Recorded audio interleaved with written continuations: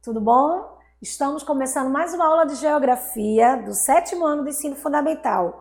Hoje a aula 12, que é Rede de Transportes com Rede de Comunicações. Eu sou a professora Bernadette e vamos começar mais uma aula, tá bom, meus amores? Vamos lá? Estão prontos? Bom, professora, transporte e comunicação, meus alunos. Os transportes estão-se progressivamente dependentes de comunicações. Um está interligado ao outro. Por quê? Através de aparelhos de controle. Ao longo das últimas décadas, os governos esforçaram-se nas articulações das tecnologias da comunicação e dos transportes, procurando sempre o controle e a segurança. Por isso que quando um apareceu, o outro já veio logo junto, porque um vai beneficiar o outro. E todos esses dois vieram com a urbanização. Estão lembrados? Bom, diversidade dos serviços. O que seria, gente? Prestação de serviços vem apresentando crescimento acentuado de ofertas e empregos nas últimas décadas. Não nesses últimos 3 anos, viu? Infelizmente, por causa da pandemia, nesses 2 últimos anos, a gente está com um problema sério de crescimento do emprego. Mas eu estou falando das últimas décadas, tá? No 90, 2000, 2010, tá bom? Nos países industrializados. Prestem atenção. O setor de serviço compreende diversas atividades econômicas diretamente envolvidas na satisfação das necessidades humanas, em áreas como a saúde, a educação, o transportes, as telecomunicações, o fornecimento de energia elétrica, tratamento de água e esgoto, lazer e etc. Se você for pensar, analisar, se você tiver 10 aninhos, o que aconteceu no teu bairro durante 5 anos atrás? Talvez não tinha aquela praça que hoje tem, talvez não tinha um tratamento de água e esgoto que hoje tem, entendeu? O transporte melhorou, não apareceu os outros carros, não é só mais agora o táxi, entendeu? Tem a oferta de ônibus, BRTs e ônibus comum, até aqueles ônibus pequenininhos em alguns lugares. Então, tudo veio dando mais crescimento, mais outras coisas que apareceu, que não ficou só naqueles primeiros ônibus, primeiros transportes e primeiros comunicação, que naquela época, gente, imagina, em 93, 94 apareceram os primeiros celulares. Antes não tinha. E era cada tijolão, viu? Hoje não, essa coisa fininha que vocês conhecem. Então, tudo isso veio através de quê? De novas tecnologias. Nas indústrias, que era setor secundário, lembra que o primeiro, agricultura. Setor secundário, o segundo setor, indústria. Tem havido muita dispensa de parcela significativa de mão de obra dela empregada. Muitos desses trabalhadores têm migrado para a prestação de serviços, que é o setor terciário, o terceiro setor, prestação de serviços. Trabalhadores na educação, na saúde, no comércio, tá bom? Além da automação industrial. Automação, professora? Sim. As máquinas que produzem em massa um produto, em vez de fazer 2, 3 máquinas de lavar em uma manhã, vai fazer mais de 100 numa manhã, entendeu? Outros fatores explicam a expansão das atividades relacionadas, com a prestação de serviços.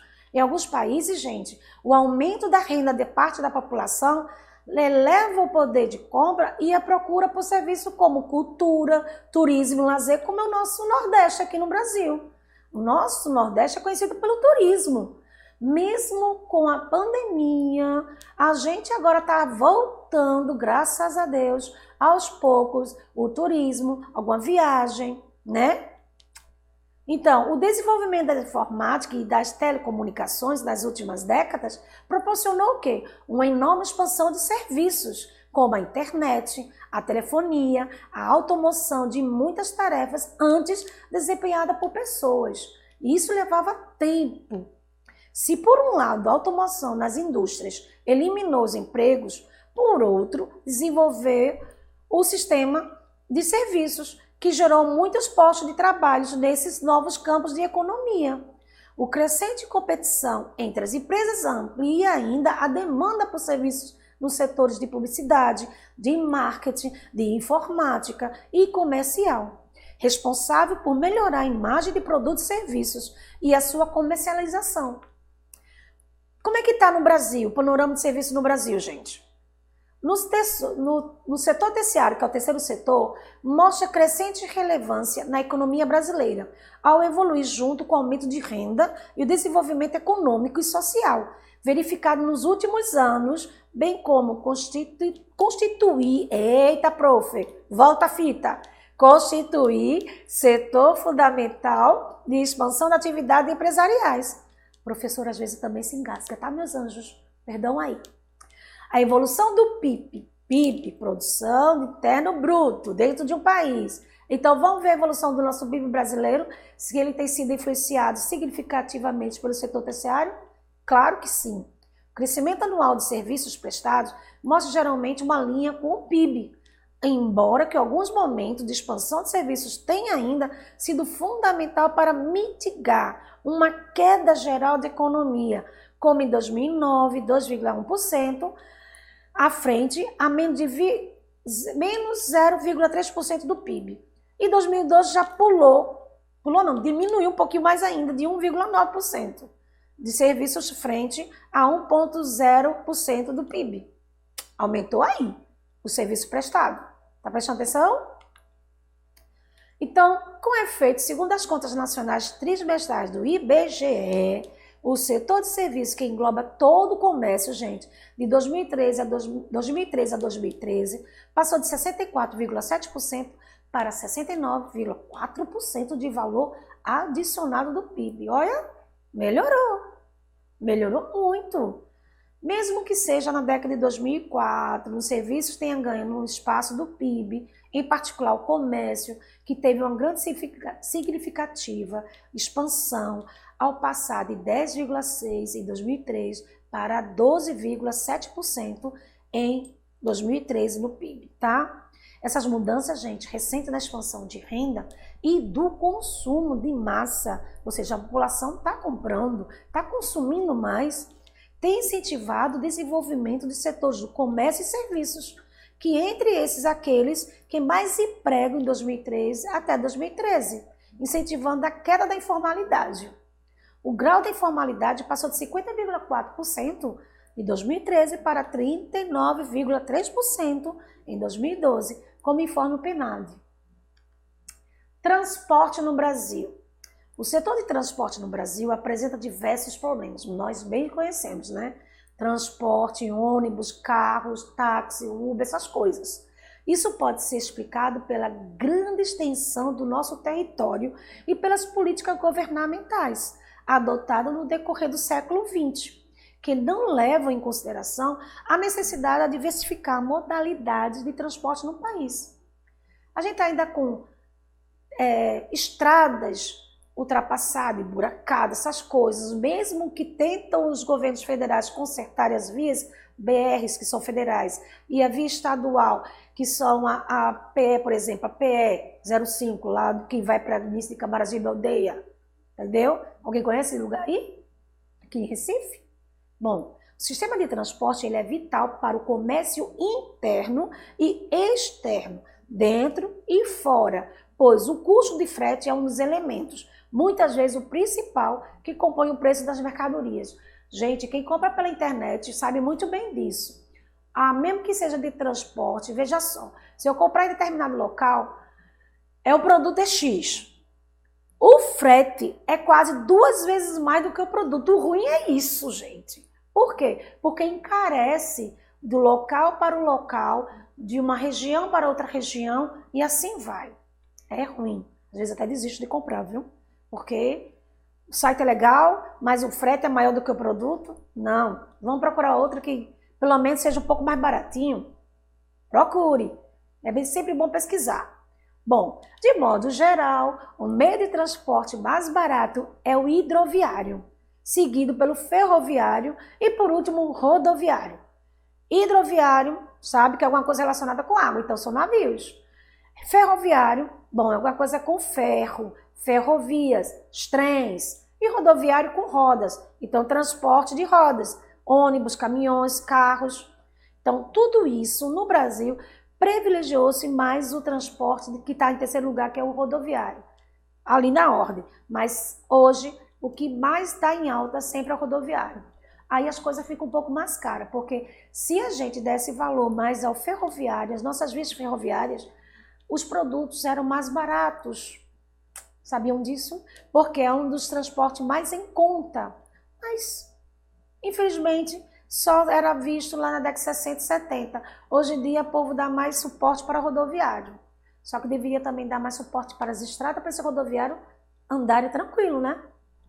Bom, por pressão de grupos econômicos e interesse de indústrias automobilísticas, petrolíferas e de construção civil e pela visão imediatista dos governantes. Como é que se faz o planejamento desses investimentos, dessas verbas públicas que a gente está reclamando, professora, das estradas, dos transportes, das vias públicas? Bom, ficam centrados pelo setor rodoviário. Enquanto as ferrovias e as hidrovias foram relegadas a segundo plano. Inclui aí a navegação de cabotagem, que é transporte marítimo, realizada entre dois portos, costeiro e o porto fluvial, para atender o mercado internamente, tá? O alto custo para transportar mercadorias por rodovia das regiões produtoras de portos nacionais é um dos fatores que diminui muito a competitividade de produtos da produção nacional do mercado externo. Em muitos casos, gente, encarece, como eu falei, o preço das mercadorias no mercado interno. Então, mercados. Há muito tempo o Brasil sofre pelas constantes razões de alto custo de serviços do setor de transporte e da má conservação dos portos, das rodovias e locais de armazenagem dos produtos a serem exportados. Obrigada aí. Na era da luta pelos mercados, é imprescindível que contar com uma rede de transporte bem estruturada, gente. Aí tá aí, caminhão, aviões, cargas, navios. Tem que ter uma coisa bem estruturada para chegar nas suas mercadorias tranquilas e salvas. Por isso que tem que ter uma melhoria da infraestrutura, poder auxiliar ainda a reduzir os custos, colocando os produtos no mercado mundial com maior competitividade. Aí o nosso Brasil entra aí a subir cada vez mais no mercado externo. Sacou? Transporte rodoviário. Rodovias no Brasil são a base de transporte de passageiros e por ela circulam cerca de 61% da carga transportada no país. A malha rodoviária brasileira é uma das maiores do mundo, gente. Sabiam disso? Mais de 1.600.000 quilômetros das estradas de rodagem, mas com apenas 211 mil quilômetros pavimentados. Essa é a parte ruim. Por quê? A maioria deles são feitas de barros. E agora no inverno, tu sabe, né? Cada buracagem, só graça. Além disso, 70% delas estão ainda em más condições de tráfego. A integração regional apoiada pelo transporte rodoviário foi incorporada à política econômica no governo Getúlio Vargas, lá em 1930, 34. Ainda na década de 30, como eu falei, com a chamada de Marcha para o Oeste. Olha, seria consagrado depois, ou seja, seria melhorado no governo de Juscelino Kubitschek, que se chamava JK, que já teve até um ministério falando sobre ele, 1956 a 1961. Ele foi o presidente que inaugurou a Brasília, o distrito Brasília sempre planejada, uma das melhores cidades, porque foi toda planejada, bem feita. Não foi assim, crescida de uma hora para outra, não, zorro nem nada, não, como a maioria foi com a urbanização. Bom, com a expansão sem precedente de malha rodoviária, em seguida, nos governos militares pós-64, teve uma integração nacional que passaria a ser o quê? Uma questão de segurança nacional. Rodovias. Grandes rodovias que interligam as várias regiões do país. Temos 5 regiões, né? Norte, Nordeste, Sul, Sudeste e... Eita, professora, volta! Centro-Oeste. Tu pensa que eu tinha esquecido? Era nananina, não, viu, meus anjos? Só estava brincando com vocês, para ver se alguém aí lembrava. Bom, foi construída a partir da década de 50 e tiveram grande papel fundamental no modelo econômico nacional e na integração da economia regionais nesse período. Época, o petróleo, matéria-prima, era utilizado na fabricação de asfalto, na produção de combustíveis, que era barato. Elevação do preço, gente, do petróleo no mercado internacional, a partir da década de 70, representou um duro golpe no sistema de transporte nacional. Aí foi durante o governo militar, de 64 a 86. As rodovias passaram a ser a base de ocupação espacial do país, ou seja, tanto do ponto de vista econômico como do ponto de vista geopolítico. Transporte ferroviários, que são as ferrovias. Comparando a rodovia, a ferrovia é o melhor meio de transporte para países em grande extensão territorial, como é o nosso Brasil, gente. Tem maior capacidade para transportar cargas e passageiros, consome menos energia que o caminhão em relação ao volume de carga transportado e pode ser eletrificada, não dependendo exclusivamente de petróleo como fonte de energia.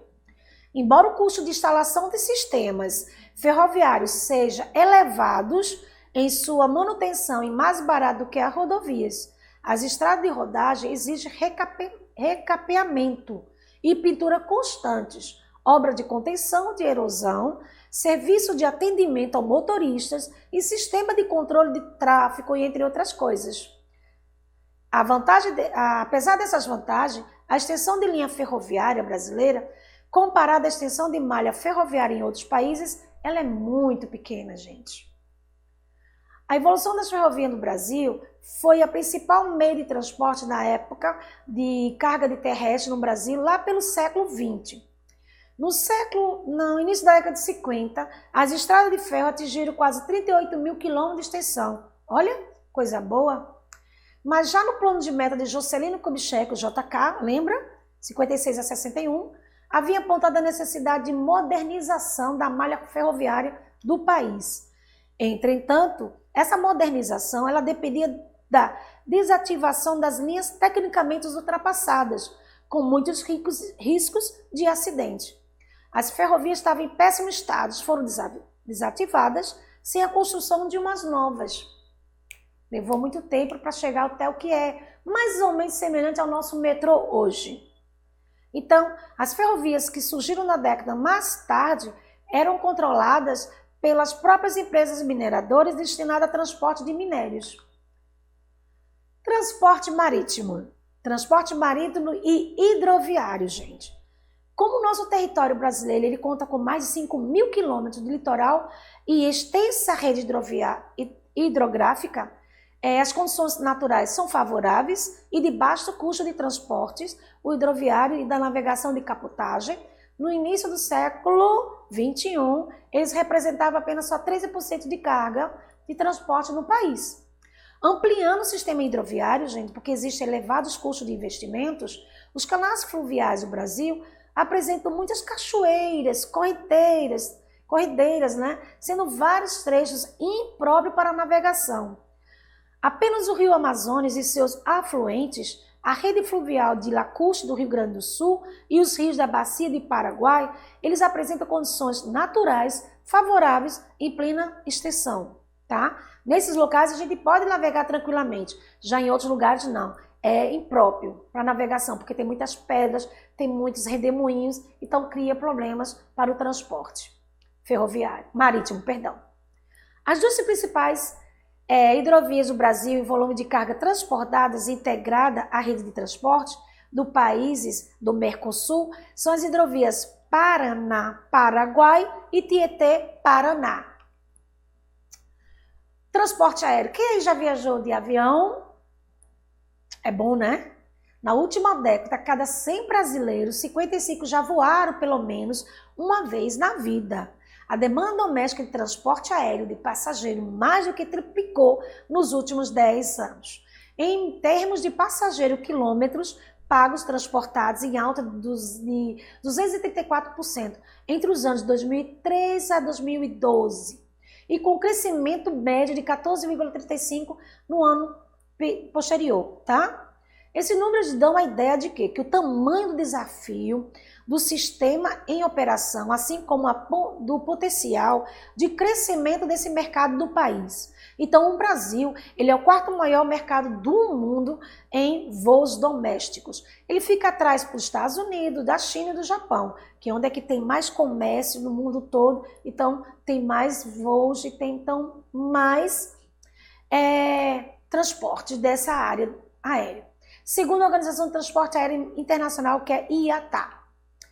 Ainda temos o transporte urbano, é o que nós utilizamos, que são os passageiros da cidade que se locomovem de ônibus, de trem, de metrô ou individuais, como automóveis, motocicletas e bicicleta. Esse transporte, a maioria da população usa, ele é o mais barato. Então, é um serviço essencial, porque trata de governo municipal, estadual e federal como prioridades, tá bom? O trem e o bonde foram os primeiros meios de transporte coletivos urbanos. Depois o bonde veio cair, então aparece em 1990 o bonde elétrico, 1890 o bonde elétrico em São Paulo. Nessa época os europeus já andavam de metrô, e os riscos das grandes cidades brasileiras começaram a exibir seus automóveis. O metrô é uma boa alternativa, gente? É sim, ele é sim. Ele foi inaugurado aqui em 74, na cidade de São Paulo, no século que primeiro o metrô foi instalado.